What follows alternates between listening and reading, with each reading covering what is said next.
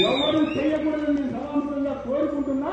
చెప్తే మాత్రం ఖచ్చితంగా చెప్పి చూస్తాం. బాబు దారి మార్చుకో, ఇది తప్పు కాదు.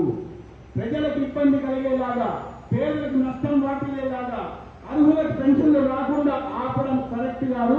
దారి తీసుకోమంటాం, లేదంటే పక్కకు తప్పిస్తే ప్రజలకు ఎటువంటి బాధ ఈ మూడు పార్టీల నాయకులను రానివన్న విషయాన్ని గుర్తుపెట్టుకోండి.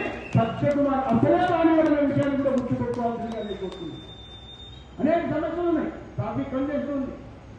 ఇవాళ నాకు చెప్తున్నారు ఎందుకైనా అంటే తోపుడు బండ్లు వాళ్ళకు కూడా వ్యాపారం నడవాలి కదా.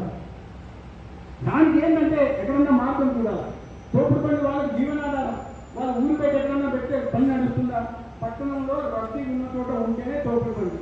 అయితే దాన్ని ఎక్కడ వ్యవస్థీకృతం చేస్తాము, దాన్ని ఎట్లా పద్ధతిలో పెట్టి వాళ్లకు నష్టం లేకుండా, ప్రజలకు కూడా ట్రాఫిక్ కంజెషన్ లేకుండా చేయాలనే వాటి మీద